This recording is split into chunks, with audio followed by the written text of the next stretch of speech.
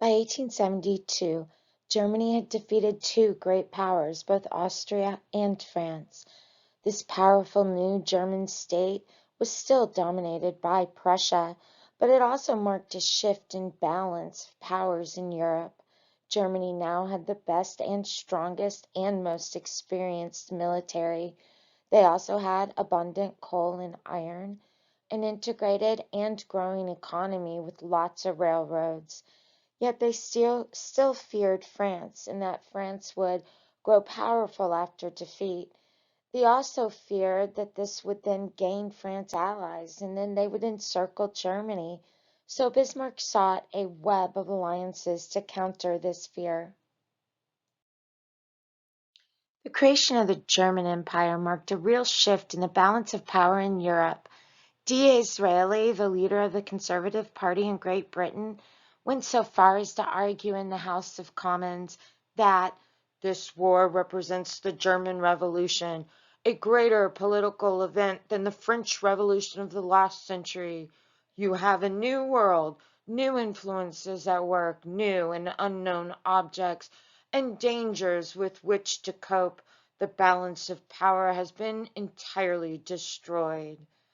The new German possessed the most formidable, I don't care, and experienced military force in Europe. They were really strong. They had just beaten Austria, just beaten France, and they were a growing economic strength with lots of resources. Of course, economically, the Germany of the 1870s was not as strong as the Germany of 1913. But even so, its unique combination of military and economic strength caused people to freak out. Sooner or later, France would recover and would seek to reverse the defeat of 1871. If Germany used its power badly, it would be all the easier for France to get more friends and encircle Germany with a hostile alliance. Bismarck understood this, and so he sought, therefore, to isolate France and reassure Britain, Austria, and Russia that Germany was cool. The League benefited Germany because it really isolated France and enabled Germany to avoid making a choice between Russia and Austria. But by 1875, Germany was forced to make a choice. Turkish rule in Bosnia and Herzegovina was almost over. Revolution broke out in July, and within a year it had spread to Bulgaria, Serbia, and Montenegro, all of whom declared war on Turkey. Briefly, it looked like the whole Turkish Empire in Europe would collapse, but the Turks managed to defeat the Serbs and stabilize the situation. The Eastern crisis now entered a new and dangerous phase as the Russian government was ready to take on Turkey in the Balkans.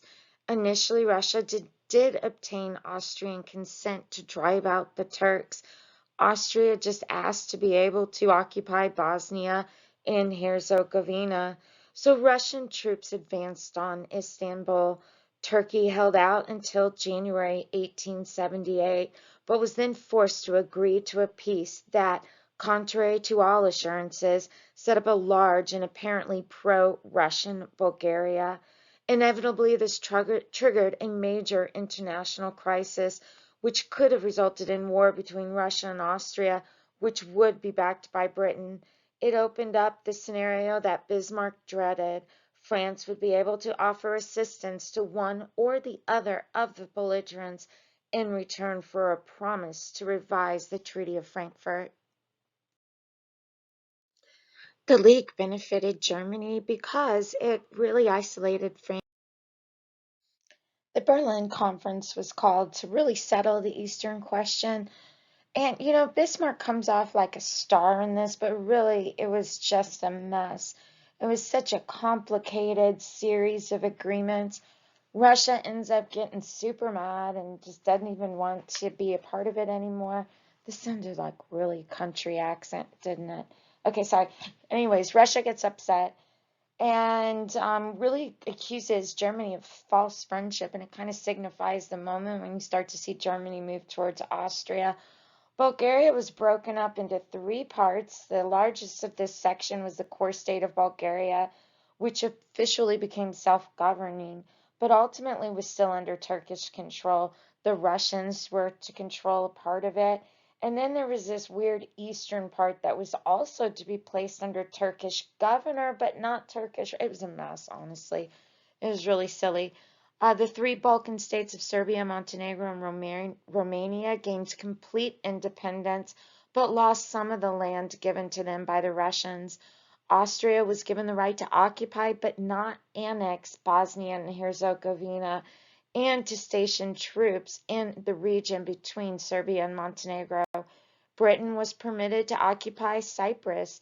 France was encouraged eventually to move into Tunisia. So you see, they just divided up the world. It was really not great. I mean, it's one of the major causes of warfare to come. One of the major consequences of the Berlin Conference was the bad relations between Germany and Russia. In July of 1879, the German government further angered the Russians by introducing grain tariffs to protect German agriculture by excluding cheap imported Russian grain. This was a serious economic blow to Russia, as nearly 75% of its exports were grain. A large proportion of which went to Germany. Bismarck would have preferred to renew the Three Emperors League, but in the face of mounting Russian hostility, this was impossible. Instead, he began to consider a defensive alliance with Austria. By 1879, Bismarck had decided that the one thing he couldn't have was Austria being defeated by Russia. That would be really bad for Germany. So as a result, they signed the Austro-German dual alliance.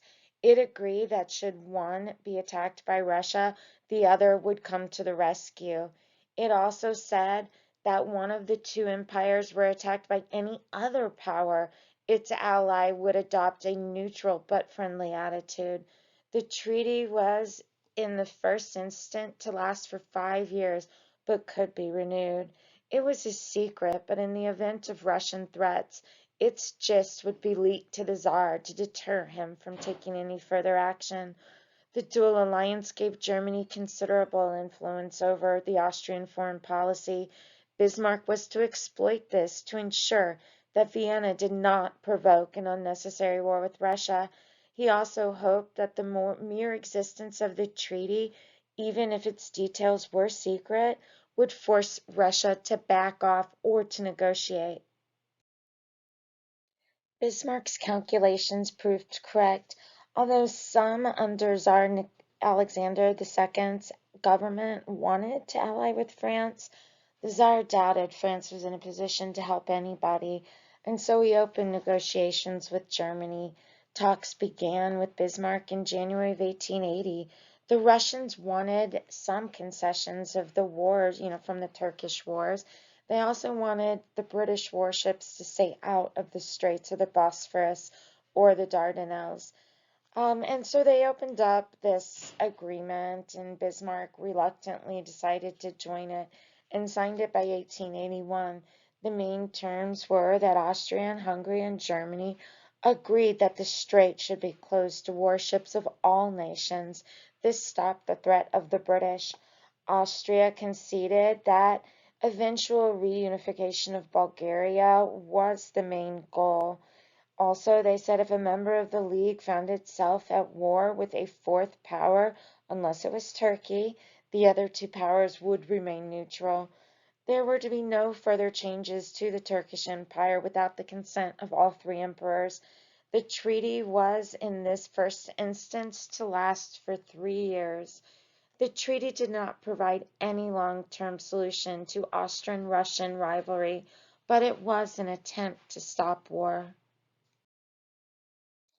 Tsar Alexander II was kind of like blown up by anarchists in Russia, and now his son Alexander III is Tsar, and he is like super strict and upset and mad, and so kind of war amps up in Russia, and they begin to really push for a more warlike government. Bismarck's response was to strengthen the Austro-German dual alliance. First, he expanded it in 1882 with the Triple Alliance with Italy.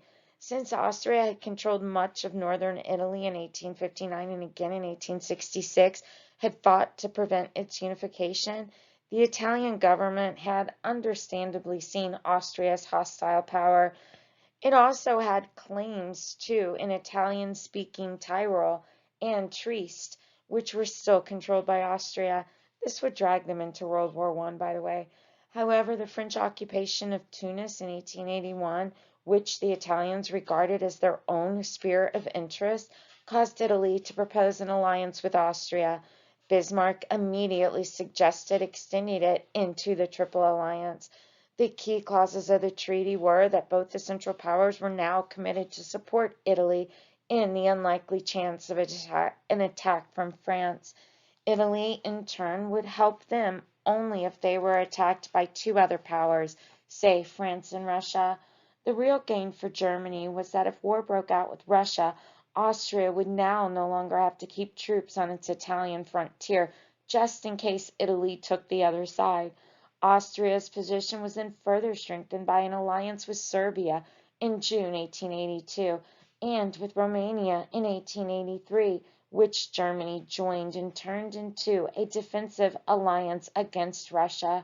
Simultaneously, Bismarck also successfully strengthened the influence of the pro-German ministers in the Russian government by both refusing demands at home for further raises in tariffs, which would have damaged Russian trade, and encouraging German banks to finance Russian loans. As a result, in 1884, the Tsar agreed to renew the Three Emperors Treaty. Ever since Napoleon's invasion in Egypt in 1798, the French had considered Egypt as one of its special areas. Egypt was a self-governing territory within the Turkish Empire. The Suez Canal, which was opened in 1869, was built by a French company. This was a stroke revolutionized, to quote the historian A.G.P. Taylor, the geography of world power, and it rapidly became a key link in British communication with India. In 1875, Britain became the majority shareholder in the Suez Canal Company. In April 1876, Egypt went bankrupt and could no longer pay the British, so the British invaded.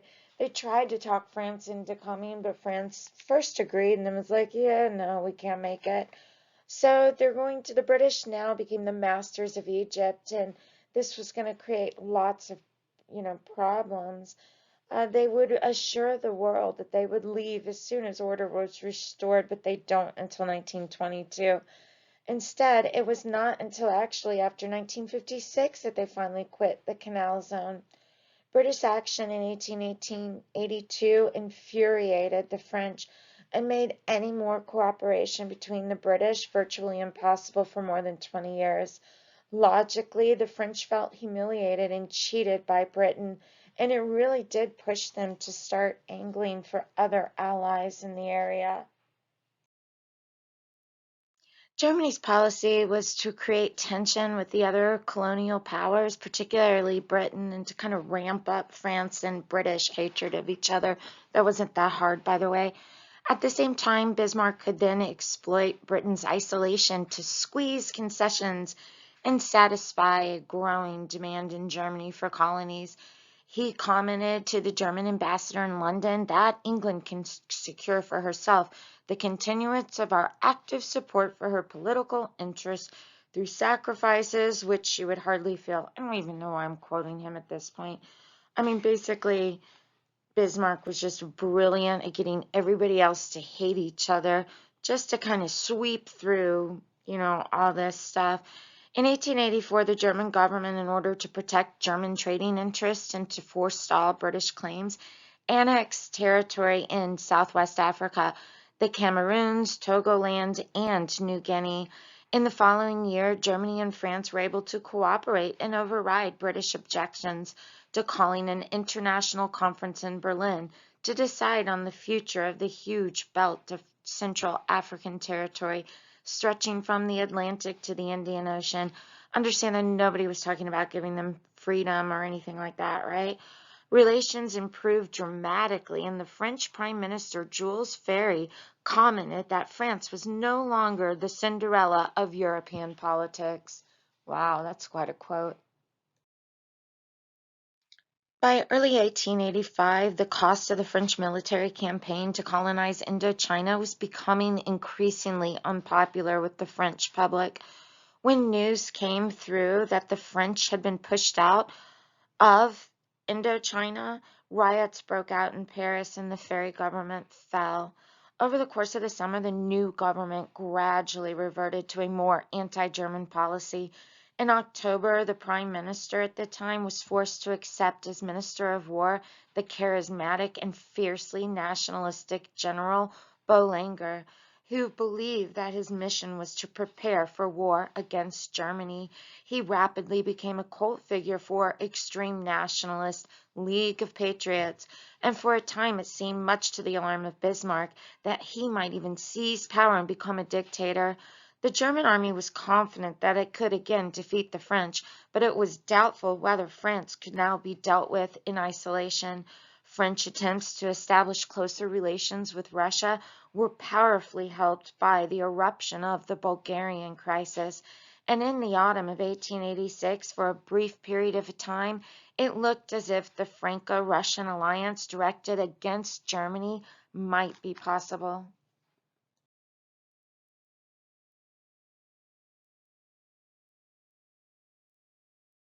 This is going to be a long conclusion. You can skip it if you're not interested in history, or goodness, I might skip it. But anyways, the key debate here is, by 1870s, there were two major fault lines in Europe. Franco-German tension resulting from France's defeat by Germany in 1871, and Austro-Russian rivalry caused by the decline of the Turkish power in the Balkans. France rapidly restored its finances and rebuilt its armed forces after the defeat, yet alone France was not capable of defeating Germany. As a republic, France was viewed with suspicion by both the emperors of Austria and Russia, and in 1882 it had quarreled with Britain over Egypt. France was therefore not in a position to build up a hostile coalition against Germany.